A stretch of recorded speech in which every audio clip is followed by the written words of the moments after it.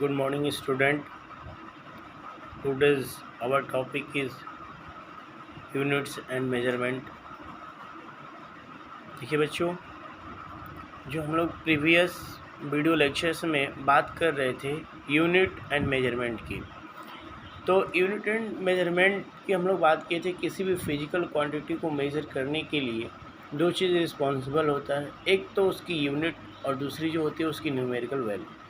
Example के रूप में अगर हमने लेंथ को 2 मीटर कहा तो 2 जो है उसकी न्यूमेरिकल वैल्यू है, जो मीटर है उसकी यूनिट है।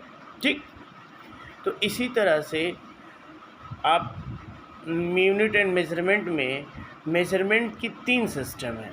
ठीक है, MK system, CGS system, FPS system और एक और जो कि आपके स्टैंडर्ड है जिसको हम लोग बोलते हैं SI system.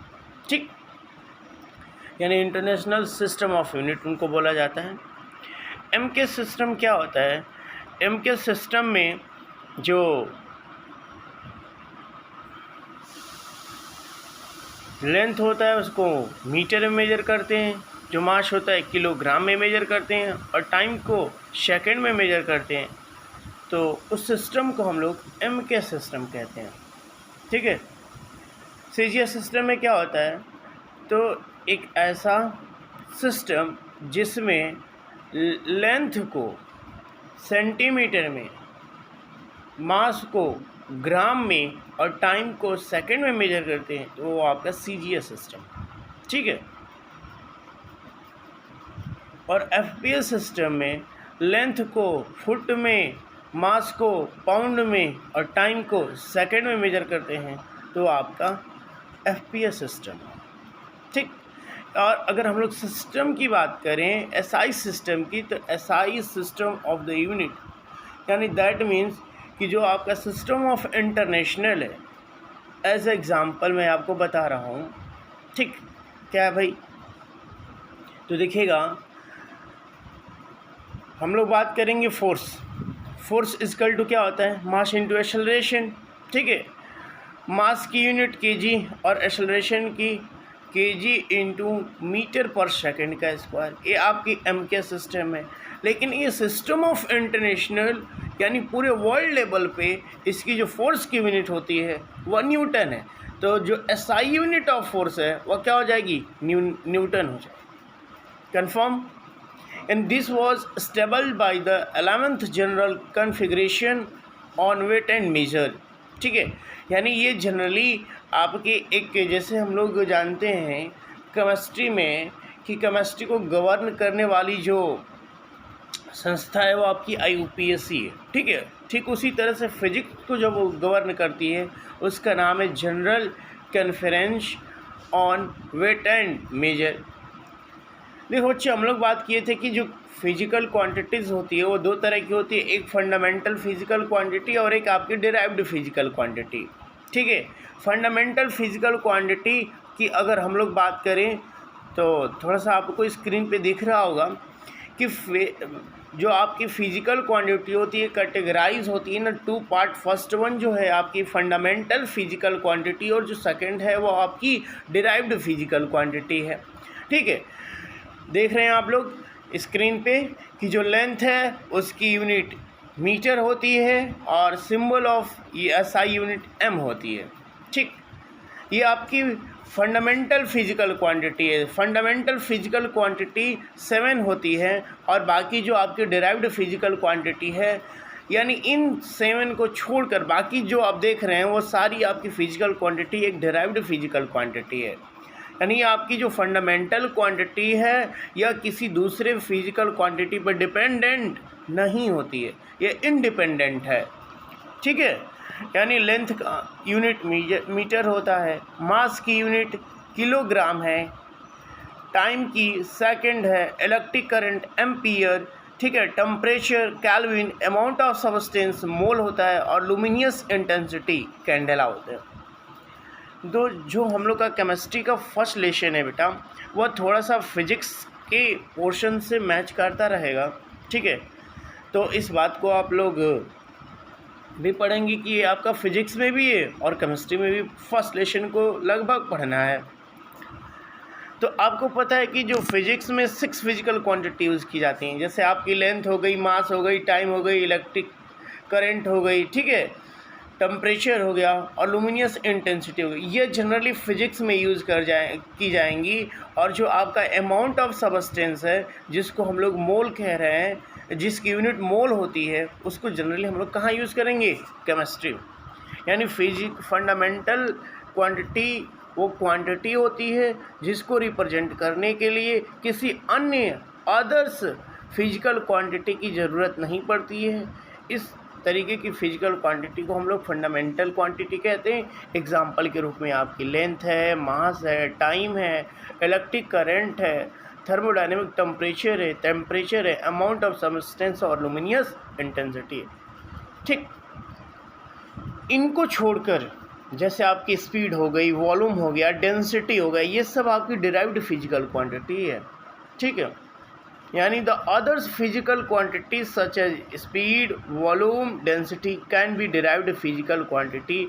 This quantity and are derived as these are derived from this fundamental quantity की हम लोग बात करें बच्चे, जो आपकी फंडामेंटल क्वांटिटी जो होती है वह किसी दूसरे फिजिकल क्वांटिटी पर डिपेंडेंट नहीं होती है, लेकिन आपकी जो डिराइव्ड फिजिकल क्वांटिटी है वो डिपेंडेंट होती है on the fundamental quantity. Example के रूप में अगर हम लोग वॉल्यूम ले रहे हैं तो वॉल्यूम इक्वल टू क्या होता है? Length into breadth into height. यानी लेंथ की भी यूनिट मीटर, ब्रीथ की भी यूनिट मीटर और हाइट की भी यूनिट मीटर, यानी मीटर मीटर मीटर क्या हो जाएगा? मीटर क्यूब हो जाएगा। तो जो आपकी लेंथ है वो फंडामेंटल क्वांटिटी है, जो आपकी लेंथ है वो क्या है? Fundamental quantity. इसी तरह से अगर हम लोग डेंसिटी डिराइव्ड फिजिकल क्वांटिटी होती है वो फंडामेंटल क्वांटिटी पे डिपेंडेंट होती है। एग्जाम्पल के रूप में अगर हम लोग बात करें वॉल्यूम का, तो लेंथ ब्रीथ इंटू हाइट, यानी LBH होता है। लेंथ की भी यूनिट मीटर, ब्रीथ की भी यूनिट मीटर और हाइट की भी यूनिट क्या होती है? मीटर ही होती है। इसकी वॉल्यूम की जो यूनिट हो जाएगी वो मीटर क्यूब हो जाएगी। इसी तरीके से जो डेंसिटी होती है, मास पर यूनिट वॉल्यूम, डेंसिटी मास पर यूनिट वॉल्यूम, यानी density is equal to mass upon length. ठीक है, इसकी यूनिट देखिए, मास की यूनिट kg और आपका वॉल्यूम जो है तो आपका LBH ही है, वॉल्यूम यानी length into breadth into height, और लेंथ की भी यूनिट मीटर, ब्रीथ की भी यूनिट मीटर और हाइट की भी यूनिट मीटर, तो आपका मीटर की हो जाएगा।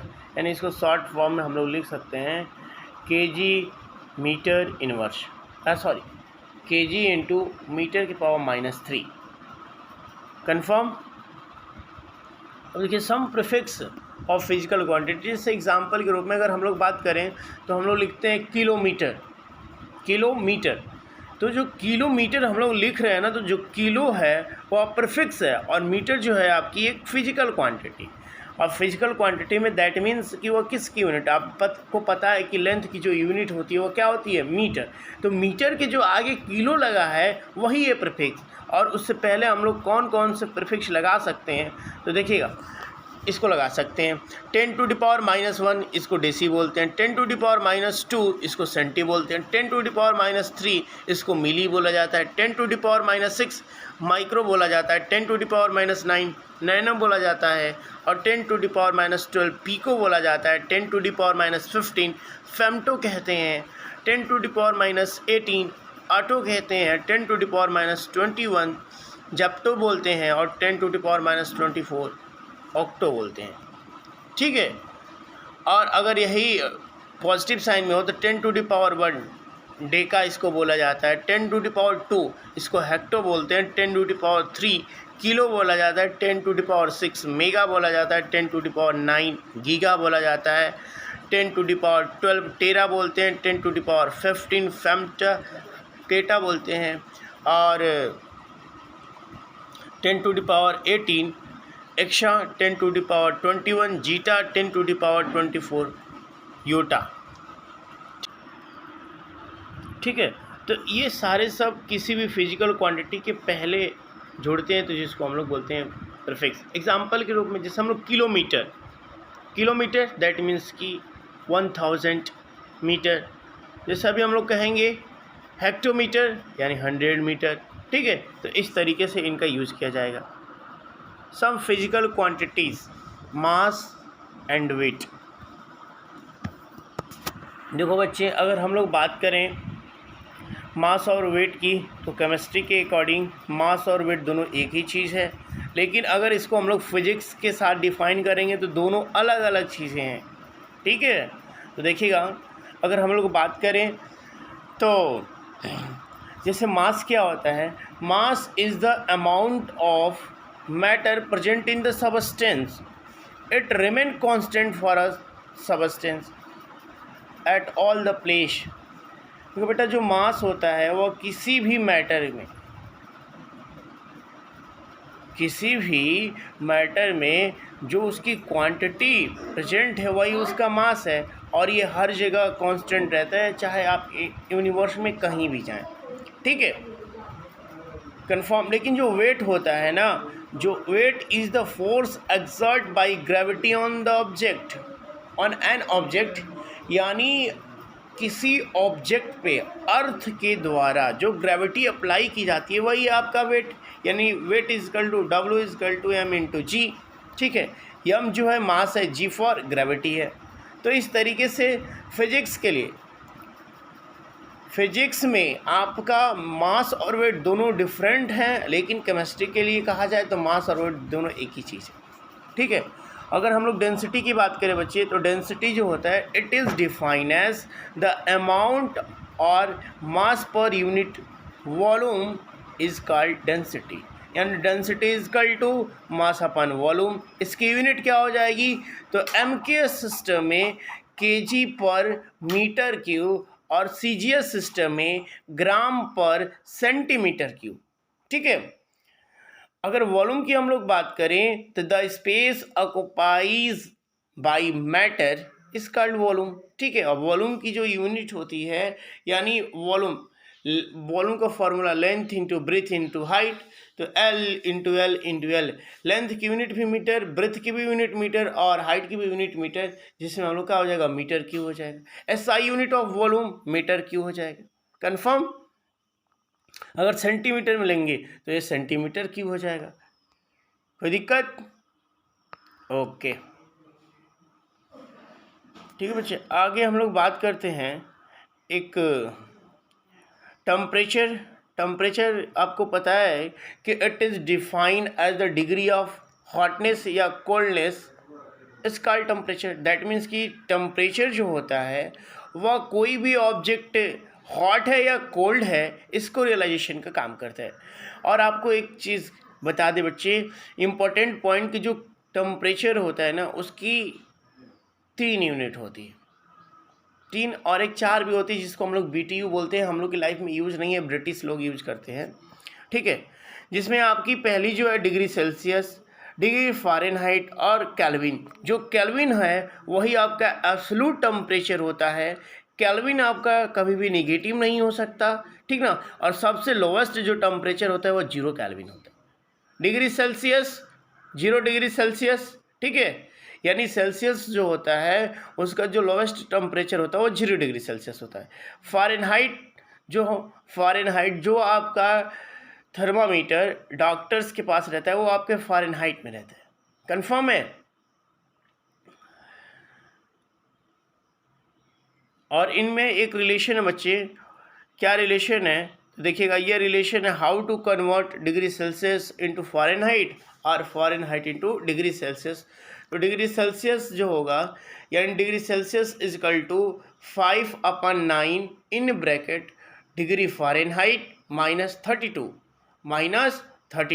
वो है आपका ये relation between degree Celsius and Fahrenheit, confirm है।